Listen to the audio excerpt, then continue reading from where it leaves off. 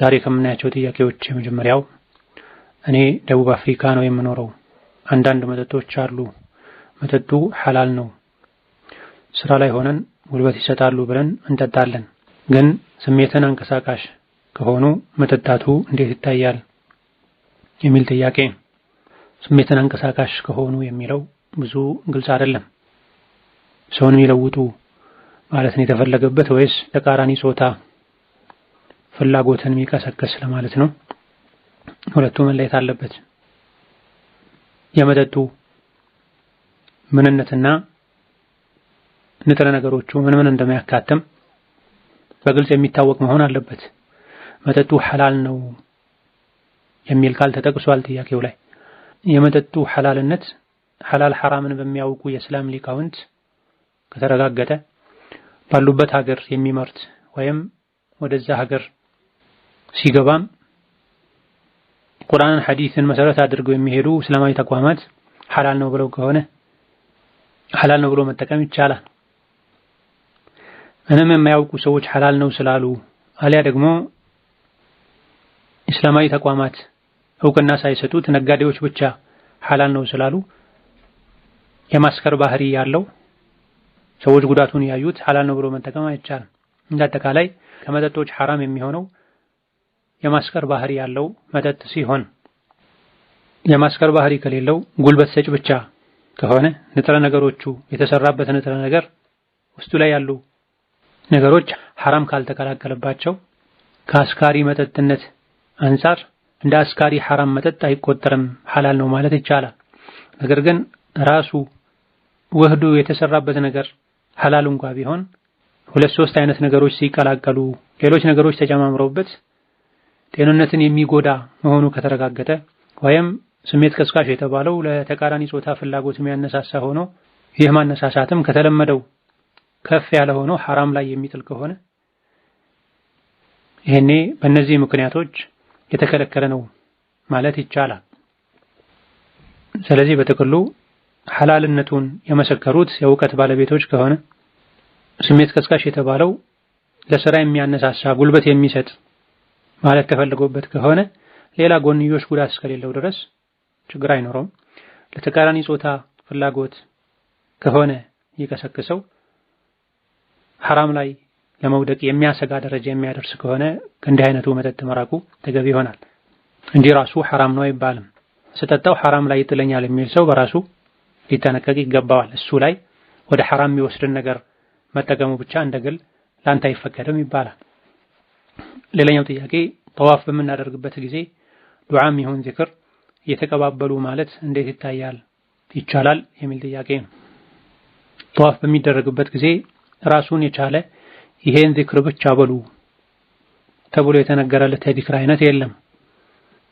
በሩክን ለየማኒና በሐጀር አልአስወድ መሃል ሲኮን ረበና አቲና ፊ ዱንያ ሐሰነህ ወፊል አኺረቲ ሐሰነህ ወቂና ዐዛበ ናር ማለት እንደሚወደድ የሚያሳይ አተር አለ። ከዛ ውጪ የፈለጉትን ዱዓ ነው ማድረግ የሚቻለው።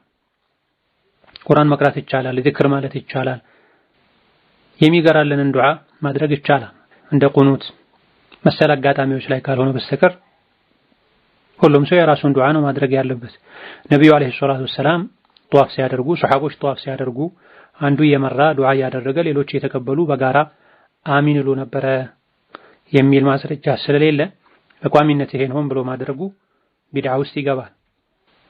ከሩክን የማኒ እስከ ሐጀር አልአስወድ ድረስ ባለው ስፍራ መባል ያለበትን ዱዓ የማያውቅ አዲስ የሰለመ ሰው ወይም እድሜው የገፋ ሰው ዚክሩን ዱዓውን የማያውቅ ሰው ሆኖ እሱን ማስባል በዛች ቦታ ችግር ላይ ኖረው ይችላል። በተረፈ ሁሉንም ዙር እየዞሩ አንዱ ዱዓ ያደረገ ሌላው የተቀበለ በጀማዓ ማድረጉ ቢድዓ ነው የሚሆነው። ከሶላት በኋላ ሰዎች በጀማዓ ዱዓ ሲያደርጉ ቢድዓ ነው ይሄ ማስረጃ የለውም እንደሚባለው ሁሉ ጠዋፍ ላይ በጋራ ዱዓ ማድረግም ቢድዓ ነው። ከነብዩ የተገኘ አይደለም አለይሂ ሰላቱ ወሰላም። የሐጅ ደራረጋችሁን ከኔ ውሰዱ ብለዋል ነብዩ ሰለላሁ ዐለይሂ ወሰለም። እሳቸው ሐጅ ሲያደርጉ ዑምራ ሲያደርጉ ሱሐቦቻቸውን ያስከተሉ ዱዓ ማድረጋቸው አልተነገረም። ኸይር ቢሆን መደረግ ቢኖርበት ኖሮ ያደርጉ ነበር።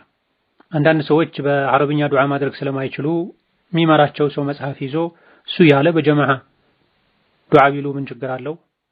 የሚሉ ሰዎች አሉ። ዲን በአቅል በመሰለኝ ምን ችግር አለው እየተባለ አይደረግም። በማስረጃ ነው፣ አምጣ ማስረጃ ነው የሚባል።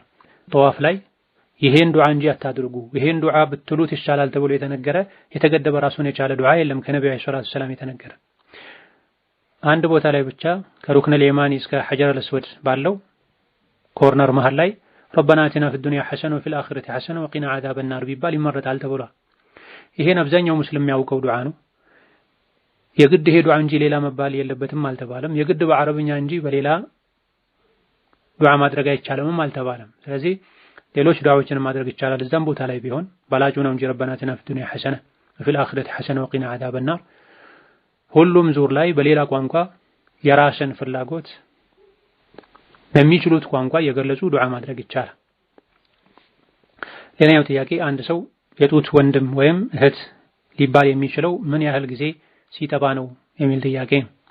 ራጂሑና የተመረጠው የተለያዩ ሐዲሶች የሚያጠናክሩት 5 ጊዜና ከዛ በላይ ከጠባ የጡት ወንድም እህት ይሆናል። የጡት ዝምድናው ይጸናል። ከ5 ጊዜ በታች ከሆነ የጡት ዝምድናው ይጸናል አይጸናም ኺላፍ ስላለበት ጥንቃቄ ማድረግ ይገባል። ባዳ ነው ተብሎም ከሱ ጋር እንደ ባዳ መሆን ያስፈራል።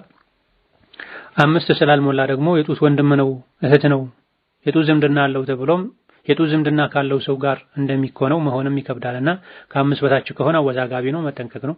5 ጊዜና ከዛ በላይ ከጠባ የጡት ዝምድና በዚህ ይገኛል። ሌላኛው ጥያቄ በፊት ተሸፋኝ ነበርኩ። ወደ ዱባይ ስመጣ ለስራ ተገልጬ ነው የምሰራው። አሁን ሀገር ልገባ ነበርና ልሸፈን ነበረ። ምን ይመክሩኛል? ላለፈው ተውበት ማድረግ፣ አላህን ምህረት መጠየቅና ፈጥኖ ወደ ሒጃብ ወደ ሲትር ወደ አላህና መልእክተኛው ትእዛዝ መመለስ ነው። ለስራ ተብሎ የግድ ሒጃብ ኒቃብ መውለቅ አለበት አይባልም። አላህን ከፈሩ በአላህ ከተመኩ ከሒጃብ ጋር የሚሄድን ስራ አላህ ተባረከ ወተዓላ ይሰጣል። የራሱ ምክንያት ኖሮት ራሱ ለራሱ ፈትዋ ሰጥቶ ሒጃብ አውልቆ ስራ የጀመረ ሰውም ቶሎ ብሎ ስራውን አስተካክሎ ወደ ሒጃብ መመለስ አለበት። አንዴ ካወለቁ በኋላ ድጋሚ ሒጃብ አይደረግም። ላወልቀው ስለምችል ሒጃብ አላደርግም የሚባል ነገር የለም በሸሪዓችን። ፈተቁላህ መስተጣዕቱም ነው፣ የቻላችሁትን ያክል አላህን ፍሩ ተብሏልና ሒጃብ ጀምሮ እስከ ለተሞቱ ድረስ ሒጃብ ላይ መጽናት የቻለ ይሄ ነው የሚፈልገው። ለብሶ ያወለቀ መሃል ላይ ስላወለኩኝ ወደ ሒጃብ አልመለስም አይባልም። አንድ ነገር ከታዘዛችሁ የቻላችሁትን ያክል አድርጉ፣ አንድ ነገር ከተከለከላችሁ ሙሉ በሙሉ ተከልከሉ ተብሏል። መገላለጥ ክልክል ነው፣ መሰተር ትእዛዝ ነው። ከክልከላው ቶሎ መውጣት ትእዛዝን የቻሉትን ያክል እስከ ለተሞት ድረስ ጸንቶ መፈጸም ተገቢ ነው። ሒጃብና ስራ ይጋጫል የሚል እምነት እንዲኖር መደረግም የለበትም። ስራ የምሰራው በእጄ ነው፣ ነገሮችን ማስኬደው በአቅሌ በአእምሮዬ ነው፣ ሒጃቤን ለብሼ ጠብቄ ሒጃቧን ማጠብቅ ሴት የምትሰራውን ስራ መስራት እችላለሁኝ ብሎ ማመንና ማሳመን ሒጃብ የዲን አካል እንደሆነ አውቆ ዲን ላይ አልደራደርም ብሎ መወሰን ይገባል። ሒጃብ ያላደረጉ ጭራሽ ተገላልጠው የሚሄዱትን ጌታ አላህ የረዘቀ የጌታውን ትእዛዝ ተቀብላ ሙሉ ሒጃብ አድርጋ የምትሄድን ጌታዬ ሐላሉን ይረዝቀኛል ብላ በጌታዋ ተመምና የምትጠብቅን ባሪያውን አላህ አይረዝቅም ማለት መጥፎ ግምትና ጥርጣሬ ነው። አላህ ላይ መጥፎ ግምትን መገመት ደግሞ ትልቅ ወንጀል ነው። ሌላኛው ጥያቄ ጎረቤቶቼ ሙሉ ክርስቲያን ናቸው እና በየጊዜው በዓል ታሳቢ በማድረግ ምግብ አዘጋጅተው ይጠሩኛል። እኔም አልሄድም፣ ግን ምግቡን ቤት ድረስ ያመጣሉ። እኔ ያን ምግብ መመለስ አልችልም። እቀበለውና ምግብ መድፋት ሐራም ስለሆነ እበላዋለሁ። ይሄ ነገር እንዴት ይታያል የሚል ጥያቄ። በጥብቅ የሚከለከለው የኩፍር የሽርክ በዓላት ላይ በአካል ሄዶ መገኘት፣ መታደም፣ ማድመቁ ነው። ይሄ በወንጀል መተባበር ነው። አላህን ማመፅን፣ ሽርክን፣ ኩፍርን ማጽደቅ ነው፣ መደገፍ ነው የሚሆን። ነገር ግን ሄዶ በአካል ሳይታደሙ ወደ ቤት ከተላከ የላከው አካል ጎረቤት ከሆነ ዘመድ ከሆነ ከሱ ጋር መልካም ማህበራዊ ግንኙነት ያለ ሆኖ ይሄን አለመቀበሉ ግንኙነትን የሚያበላሽ ከሆነ በተለይ እንደ ሙስሊም በእያንዳንዱ እንቅስቃሴው መልካም ንያ አድርጎ ዲንን ማስተዋወቅ የእስላምን መልካምነት ውብና ሙሉነት በእኔ ግንኙነትና ማህበራዊ ህይወቴ ማሳየት ፈልጋለሁ። እስላም ለጎረቤት ጥሩ ሁኑ እንዳለ፣ መረዳዳትን እንዳበረታታ፣ ሰላማዊ ከሆኑ ሌላ እምነት ተከታዮች ጋር በሰላም ማኗኗርን እንደፈቀደ አሳይበታለሁ የሚል ንያ ያለው ሰው ወደ ኩፍሩ ወደ ሽርኩ ቦታ ሳይሄድ የኩፍር የሽርክ በዓል የሚያከብሩበት ቦታ ላይ ሄዶ በአካል ተገኝቶ ሳያደምቅ ሳያጸድቅ እቤቱ የመጣለትን ተቀብሎ ቢበላ ችግር የለውም። ጎረቤት ከሆነ ዘመድ ከሆነ በስራ የሚገናኙ ሰው ከሆነና ሰላማዊ መልካም ግንኙነት ያለው ሰው ከሆነ፣ ነገር ግን በዚህ መልኩ ቤት መጥቶም ቢሆን ተቀብሎ መመገብ የሚቻለው ከስጋ ውጪ ያለውን ስጋ ለሽርክ ለኩፍር የታረደ አይበላም። የአህለል ኪታብ ስጋ ይበላል እንኳን ሚሉ ሊቃውንት ዘንድ ለኩፍር ለሽርክ ያረዱት አይበላም። ወማ ኡሂለ ሊገይሪላሂ ቢሂ በሚለው አንቀጽ መሰረት ከአላህ ውጪ ያለ አካል ስም ተጠርቶበት የታረደ ሐራም ተደርጎባቸዋል የሚል የቁርአን አንቀጽ አለ። በአፉ እንኳን ከአላህ ውጪ ያለን አካል ስም ጠርቶ ባያርድ በንያው ከአላህ ውጪ ያለን አካል ለማላቅ ለማክበር ብሎ የታረደ ከሆነ የዒባዳ እርድ ስለሚሆን አይበላም። ከስጋ ውጪ ያለውን በበዓላቸው ቀን ያዘጋጁትን ምግብ ከላኩ ተቀብሎ መብላት እንደሚቻል ከአንዳንድ ሰሓቦችም ተነግሯል።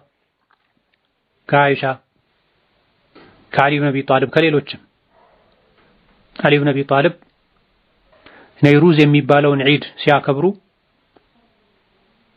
ልከውላቸው ተቀብለዋል። አይሻም ረዲየላሁ ዐንሃ አንዲት ሴት እሳት አምላክ የሆኑ ሰዎች በዙሪያችን አሉ፣ በዒዳቸው ጊዜ ስጦታ ይልኩልናል፣ እንዴት እናድርግ ብለው አይሻን ሲጠይቋቸው አማ ማ ዱቢሐ ሊዛሊከ ፈላ ተእኩሉ ወላኪን ኩሉ ሚን አሽጃሪሂም የሚል መልስ ሰጥተዋል። በዛ ቀን ለበዓል ብለው ያረዱትን አትብሉ፣ ከፍራፍሬ የሰጧችሁን ግን ብሉ ብለዋል። አቡ በርዘት አልአስለሚ ከሚባሉ ሰሓቢም ተመሳሳይ የሆነ ፍራፍሬና መሰል ነገሩን ብሉ፣ ከዛ ውጭ ያለውን መልሱ ብለዋል። የላኩትን ከስጋ ውጭ ያለውን ምግብ ለራሳቸው ብለው ያዘጋጁትን ተቀብሎ መብላቱ ኩፍር ላይ ማገዝ አይባልም። ሄዶ መስራቱ፣ በኩፍር በሽርክ ባላቸው በአካል መገኘቱ፣ ድግስ ላይ ማገዙ፣ እንኳን ያደረሳችሁ ማለቱ፣ በሽርክ በኩፍር ባል አማካኝነት አጋጣሚ ስጦታ መስጠቱ፣ ይሄ ነው ትልቅ ወንጀል የሚሆነው። የጉርብትና የዝምድና ምንም አይነት ግንኙነት የሌለው ሰው ማንኛውንም ምግብ በዛ ቀን ተቀብሎ ባይበላ ይመከራል፣ ይገባልም ጭምር። ጉርብትና ዝምድና መሰል ግንኙነት ያለው ሰው ግን ከስጋ ውጭ ያለውን ቤቱ ተልኮ ተቀብሎ ቢበላ ችግር አይኖርም። ሌላኛው ጥያቄ የምኖረው ውጪ ሀገር ነው፣ የክርስቲያን ሆቴል ብሰራ እንዴት ይታያል? በላጩ አለመስራት ነው፣ ሌላ ስራ መፈለግ ነው። ምንም አይነት ስራ ያላገኘ ሰው ኸምር ማቅረብና ኸምር የጠጡበትን ማንሳት መሰል የሆነ ቀጥተኛ ከወንጀል ጋር ግንኙነት ያለው ስራ ዘርፍ ላይ ሳይሆን ሌላ የሚፈቀድ የስራ ዘርፍ ላይ ከሆነ ችግር የለው። የሚሰሩ ስራ ራሱ በቀጥታ በዲን የተከለከለ አይነት ስራ ከሆነ ሆቴል ውስጥ የሚሰሩ ስራ እኔ በወንጀል መተባበር ስለሚሆን የተከለከለ ይሆናል። ምድር ሰፊ ናት። እያንዳንዱ ሰው ሪዝቁ አላህ ዘንድ ተወስኗል። አላህን ፍሩ፣ ሪዝቅ አፈላለጋችሁን አሳምሩ። ጉጉት፣ ስግብግብነት አግባብ ባልሆነ መንገድ ሪዝቅን እንድትፈልጉ አያድርጋችሁ የሚል የነቢያችን አለይሂ ሰላቱ ወሰላም ሐዲስ አለ። በሚገባ በስፋት ስራ ከተፈለገ የሚገኝ ከመሆኑ ጋር ብዙ ሳይለፉ በአቅራቢያ የሚገኘው ወይም ብዙ የሚያውቋቸው ሰዎች የሚሰሩት የሆነ አይነት ስራ ስለሆነ ብቻ በዲን ማይፈቀደን ወይም አወዛጋቢና አጠራጣሪ የሆነን ስራ እንደ አማራጭ መጠቀሙ ተገቢ አይደለም።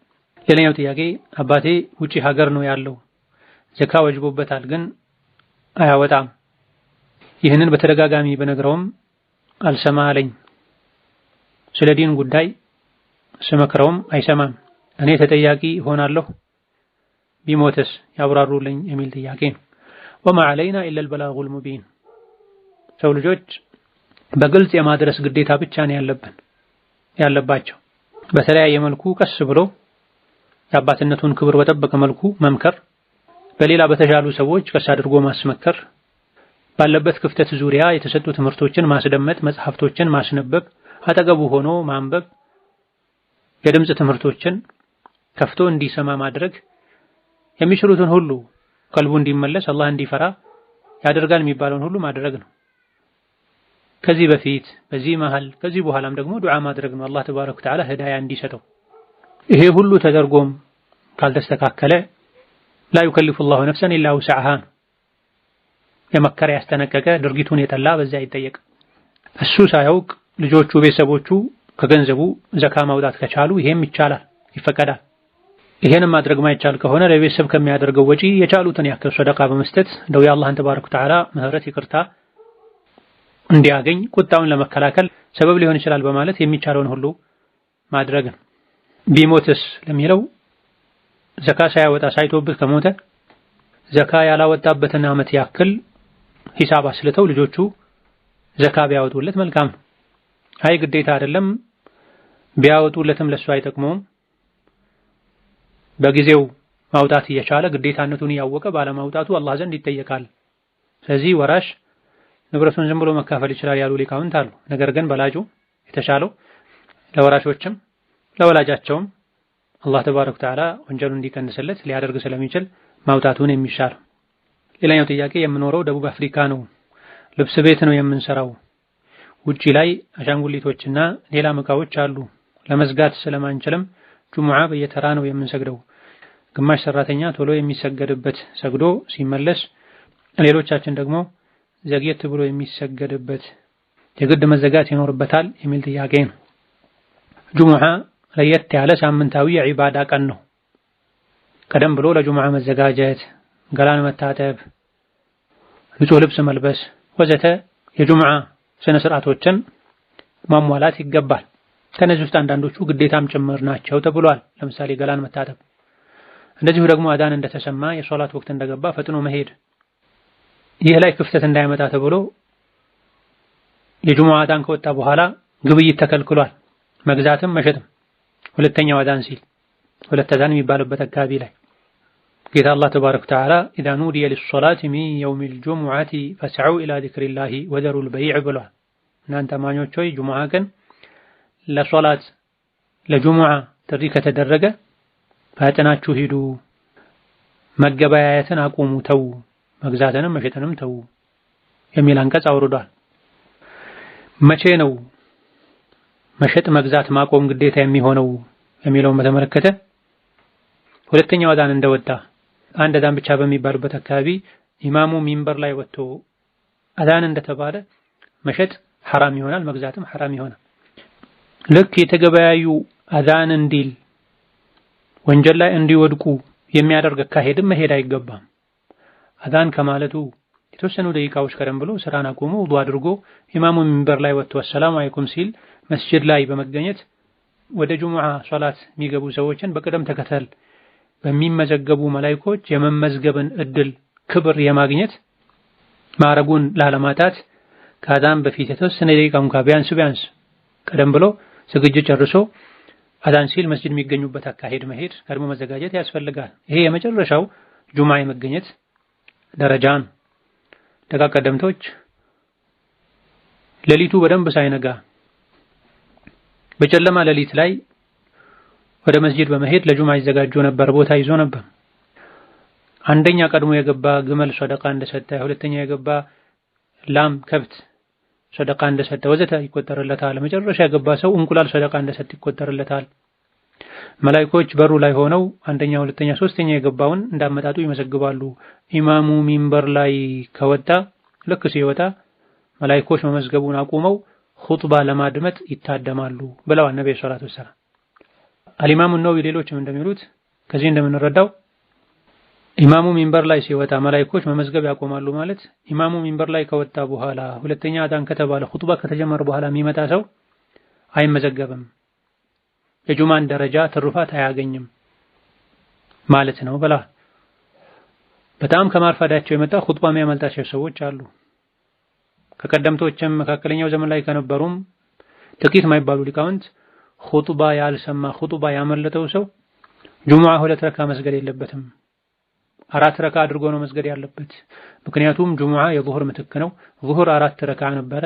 ጁሙዓ 2 ረካ የሚሰገደው ኹጥባው የጁሙዓ ኹጥባ እንደ 2 ረካ ታስቦ ኹጥባና የጁሙዓ 2 ረካ ተደማምሮ የዙህር 4 ረካን ቦታ ስለሚሸፍን ነውና የጁሙዓን ኹጥባ ማድመጥ ያልቻለ ሰው ጁሙዓ አይደለም የሚሰግደው፣ እሱ ጁሙዓ የለውም፣ 4 ረካ ነው መስገድ ያለበት እስከማለት ደርሷል። ምንም እንኳን ብዙሃኑ ሊቃውንት ይሄን አስተያየት አካሄድ ባይቀበሉትም ከጁሙዓ አንድ ረካ ያገኘ ሰው ተነስቶ አንድ ረካ ጨምሮ ጁማ መስገድ ይችላል፣ ኹጥባ ቢያመልጠውም። አጅሩ ግን በጣም የተራራቀ ይሆናል። ስለዚህ ስራን ማቆም ኢማሙ ኹጥባን ሳይጀምር በፊት መድረስ በሚያስችል ልክ መሆን አለበት እንጂ ልክ አዳን ሲሰሙ አይደለም ዘግቶ መሯሯጥ መጀመር ያለበት። መች ነው ስራ መቆም ያለበት? መሸጥ መግዛት ሐራም የሚሆነው የሚለውን በተመለከተ የተወሰኑ ሊቃውንት ዒንደ ዘዋል ብለዋል። ልክ ፀሐይ ከእኩለ ሰማይ ወደ ምዕራብ ወደ መጥለቂያዋ ዘንበል ስትል ጀምሮ ስራ መቆም አለበት አሉ። ያኒ ከሶላቱ ወቅት ሩብ ሰዓት 15 ደቂቃ ያክል ቀደም ብሎ ስራ መቆም አለበት አሉ። ይሄ ከታቢዒዎች ከነ ሐሰን አልበስሪ ከሌሎችም ተነግሯል። ሌሎች ሊቃውንት ደግሞ ልክ አዳን ሲል ኹጥባ ሊጀመር ሲል ስራ መቆም አለበት። ምክንያቱም ኢዛ ኑዲየ ሊሶላት ነው የተባለው፣ ለሶላት ጥሪ ከተደረገ ነው የተባለው ብላ ከእኩለ ቀን ጀምሮ ፀሐይ ወደ ምዕራብ ዘንበል ካለችበት ሰዓት ጀምሮ ነው ሽያጭ አቁሙ፣ ግብይት አቁሙ የተባለው ያሉ ሊቃውንት ዘንድም ልክ አዳን ሲል ነው ግብይት ሐራም የሆነው፣ ያኛው ለጥንቃቄ ነው ከእኩለ ቀን ጀምሮ የሚባለው የሚሉ ሊቃውንትም ቢሆን ግብይት አቁሙ ከተባለበት ሰዓት ጀምሮ የሚደረግ ግብይት ውድቅ ነው፣ ሽያጩ ትክክል አይሆንም የሚል አቋም አላቸው። ስለዚህ ግብይት መቼ ነው የሚከለከለው የሚለውን ከእኩለ ቀን በኋላ ያሉ ሊቃውንት ስላሉ እና ኢማሙ ሻፊዒ ሌሎችም አይ ካዳኑ ነው የሚጀምረው ክልከላው በሚለው እንኳን ቢኬድ የጁሙዓ ወቅት ገብቶ አዳን ከተባለ በኋላ መሸጥ የለበትም ማለት ነው። አንደኛው አርፍዶ የሚሰግድ መስጂድ፣ ሌላኛው ቶሎ የሚሰግድ መስጂድ ላይ ሄዶ መስገዱ ግብይት ላይ መቀጠሉን የተፈቀደ ያደርገው። ከጥሪው ጋር ከወቅቱ ጋር ነው የግብይት ህጉ ክልከላው የተያያዘው። ሌላ ቦታ ረፍዶ ሌላ መስጂድ ላይ አርፍዶ ስለሚሰግድ እኔ እስከዛ እሰራለሁ ከተባለ ዘግይቶ የሚሰግደው መስጂድም ላይ ጁሙዓን ደርሰው እንዳይሰግዱ የሚያደርግ ንግድ ውስጥ ስራ ውስጥ መግባትን ሊያስከትል ይችላል። ሁሌ እንደተሰራ ነው። ቢያንስ ጁሙዓ ቀን ከ5 ሰዓት ጀምሮ ስራን በማቆም ቢቻል ያን ያክል ማይቸገር ሰው ጁሙዓ ቀን ጠዋቱን ክፍለ ጊዜ ሙሉ ለዒባዳ ለትጥበት ለሱረቱል ከህፍ መስጂድ በጊዜ ገብቶ ራስን ለመገምገም ዱዓ ለማድረግ ሁለት ረካ ሶላቶችን ለመስገድ ለዒባዳ ማድረግ ቢቻል መልካም ነው። ሁሉም ሰው ይሄን ማድረግ አቅም ላይኖረው ይችላል። በሰው ስር ሆኖ የሚሰራ ሰው ሊኖር ይችላል። ቢያንስ 5 ሰዓት ሲሆን 5 ተኩል ሲሆን እንደ ወቅቱ እንደ ሀገሩ እንዳሉበት ሀገር የሶላት ወቅት ከኹጥባ ሰዓት 1 ሰዓት አስቀድሞ መዘጋጃጃና የሚዘጋጁበትና ወደ መስጂድ የሚሄዱበት ሰዓት ሊኖር ይገባል። ጥያቄው ላይ መዝጋት ስለማይቻለው ወዘተ ተብሏል። ሳይሸጡ ቦታውን ለመጠበቅ ያክል ብቻ ንብረትን ለመጠበቅ ያክል ብቻ አንድ ሰው ቦታው ላይ ቁጭ ብሎ አንዱ ሰግዶ መጥቶ ሌላኛው ሌላ ቦታ ሄዶ ቢሰግድ ችግር የለውም፣ የአጅር መበላለጡ እንዳለ ሆኖ። ሌላኛው ጥያቄ ብር ተበድሮ ሐጅ ሆነ ዑምራ መሄድ በሸሪዓ እንዴት ይታያል? ጀዛኩሙላህ ኸይር የሚል ጥያቄ። ለተለያዩ የተፈቀዱ መልካም ዓላማዎች መበዳደር በሸሪዓው በመልካም መተባበር ስለሆነ ችግር የለውም፣ ተፈቅዷል። ለተለያዩ መልካም ዓላማዎች መበደር ከተፈቀደ ለሐጅም ለዑምራም እንደዚሁ ተበድሮ ማድረጉ የተፈቀደ ይሆናል፣ በኸይር መተባበር ይሆናል። ነገር ግን ሐጅና ዑምራ ግዴታ የሚሆነው አቅም ሲኖር ነውና አቅም የሌለው ሰው ወደፊት ሰርቼ እከፍላለሁ ብሎ ተበድሮ ሐጅ ዑምራ ያድርግ ተብሎ አይመከርም። የዕዳ ጉዳይ በጣም ከባድ ነው። ስለዚህ አቅም ያለው ሰው ሐጅና ዑምራ ያደርጋል፣ አቅም የሌለው ሰው ጠብቆ ያደርጋል። ነገር ግን ብር አለው፣ ለጊዜው ብሩ የተለያየ ነገር ላይ ተበታትኖ እጁ ላይ ካሽ ስለሌለው ብቻ ከሰው ብር ተቀብሎ አድርጎ ሲመጣ ምናልባትም እዛው ሆኖ ነገሮች ተስተካክለው ብሩ የሚመለስበት ሁኔታ ካለ የተበደረው አካል እሱን ማይንቀው ክብሩን ማይነካው ስሙን ማያጠፋው ከሆነ ተበድሮ ቢደረግ ችግር የለም። አይገባም የሚባለው ተበድሮ ዑምራ ሐጅ አድርጎ ሲመጣ ብድሩን የሚከፍልበት የተዘጋጀ ገንዘብ የተመቻቸ ሁኔታ የሌለው ሰው ከሆነ ነው። የተመቻቸ የገንዘብ ሁኔታ ያለውም ሰው ቢሆን ወስያ መጻፍ አለበት። ካልተገደደ መበደሩ አይመከርም። ሌላኛው ጥያቄ የምሰራበት ቤት የሴትየዋ ጓደኛ ውሻ ይዛ ትመጣለች። እኔ ነኝ ቦታው የማጸዳው፣ ይሄ እንዴት ይታያል? እንደ ኢስላም ውሻን ቤት ውስጥ ማስገባት፣ ከውሻ ጋር አብሮ መኖር፣ ውሻን ይዞ መዞር የተወገዘ ተግባር ነው። ለማሳ ለእንስሳት ጥበቃ ለአደንና ለመሰል ነገሮች ጠባብ የተፈቀደባቸው አጋጣሚዎች ላይ ካልሆነ በስተቀር ያለ እነዚህ በቂ ምክንያቶች ውሻን ዝም ብሎ የሚጠቀም ሰው በእያንዳንዱ ቀን ከመልካም ስራው ጋራ የሚያክል አጅር እንደሚቀነስበት፣ ውሻ ያለበት ቤት መላኢካ እንደማይገባው ወዘተ ተነግሯል። ስለዚህ ሙስሊም ውሻ ይዞ መዞር የለበትም። ቤት መኪና ውስጥ ከራሱ ጋር ማኖር የለበትም። የውሻ ነጃሳም ከበድ ያለ ነው። ከሌሎች ነጃሳዎች ቆሻሻዎች በተለየ መልኩ ውሻ የነካው ነገር 7 ጊዜ እንዲታጠብ ታዟል። አንዱም ከአፈር ጋር እንዲሆን ነብዩ አለይሂ ሰላቱ ሰላም አዘዋል። የውሻ ነጃሳ በጣም ከባድ ስለሆነ ነው። በቂ ምክንያት ሳይኖራቸው ውሻ እየያዙ የሚመጡ የፈረንጅን የካፍርን ሱና መንገድ የሚከተሉ ሰዎችን የውሻቸውን ቆሻሻ ማጠቡ በዲን የተከለከለን አካሄድ እየሄዱ እነሱን ማገዝ ነውና የሚሆነው። ይሄን አላደርግም ማለትና ስራ መቀየር ተገቢ ነው። የውሻ ቆሻሻ ከማጠቡ በወንጀል ከመተባበሩ ውጪ ያለን ስራ እየሰሩ መቀጠል ከተቻለ ጥሩ። ይሄን አልሰራም ይሄን ብቻ ነው የምሰራው ብሎ ሐላል ሐራሙን ወንጀልና የተፈቀደውን ለይቶ ማስኬድ ካልተቻለ እንደዚህ አይነቱን ስራ ትቶ መውጣትና ሌላ ሐላል ስራ መፈለግ ነው። ስራ ተመቻችቶ እስኪገኝ ድረስ ቤቱን ለቆ መውጣቱ የተፈቀደና ያልተፈቀደውንም ለይቶ ማስኬዱ ካልተቻለ የዕለት ጉርስን የሚያገኙበት ህይወትን የሚመሩበት ወጪ የሚሸፍኑበት አማራጭ እስከሌለ ድረስ ትክክለኛውን አማራጭ እስኪያገኙ ድረስ ለተገደደ ሰው ይሄን ማድረጉ ችግር አይኖረውም። ሌላኛው ጥያቄ ወንድሜ አስልሞ ነው ያገባው፣ ነገር ግን ኒካህ ያሳሰራት ወሊ ሆኖ ሸሃዳ ያስያዛት ሰው ነው። ቤተሰቦቿ ሙስሊም ስላልሆኑ ለምን ስላቸው ይቻላል አሉ። ይህ እንዴት ይታያል? ሸሪዓ ፍርድ ቤት ባለበት ሀገር ይሄን ማድረግ አይቻልም። ያሉበት ሀገር ሸሪዓ ፍርድ ቤት ስለሌለ እስላማዊ ተቋማትም ስለሌሉ ምንም ኒካህ የሚያስራት ሰው ስላጣች ከሆነ እጅግ በጣም ጠባብ እንደዚህ አይነት ሁኔታዎች ላይ ያሰለማት ሰው ትልቅ ሰው ከሆነ አላህ የሚፈራ ሰው ከሆነ ክብር ያለው ሰው ከሆነ እሱ ሊያስር ይችላል ተብሏል። ከሱ ይልቅ ባለበት አካባቢ ከሱ የተሻለ እውቅና ያላቸው መሪ የሆኑ የተጣላን የሚያስታርቁ ትልልቅ ሰዎች እንዲያስሩ ቢያደርግ የተሻለ ነው። ይሄም ቢሆን የሚባለው ባሉበት ሀገር ምንም አይነት ሸሪዓ ፍርድ ቤት ከሌለ በትውልድ ሀገርም ውክልና ተሰጥቶት ይሄን ሊያሳካ የሚችል ሰው ከሌለ ነው። አልሐምዱሊላህ ሀገራችን ከሞላ ጎደልም ቢሆን የሸሪዓ ፍርድ ቤት አለ፣ ኒካህን፣ ፍቺን፣ ጋብቻን በተመለከተ። ስለዚህ ማንኛውም ኢትዮጵያዊ ባለበት ሀገር ፍርድ ቤት ቀርቦ ሸሪዓ ፍርድ ቤት ሄዶ ኒካህ ማሰር ካልቻለ ወደ ሀገሩ በአካባቢው ወዳለ ሸሪዓ ፍርድ ቤት ስልክ በመደወል ሰው በመላክ ጉዳዩን መጨረስ ይችላል።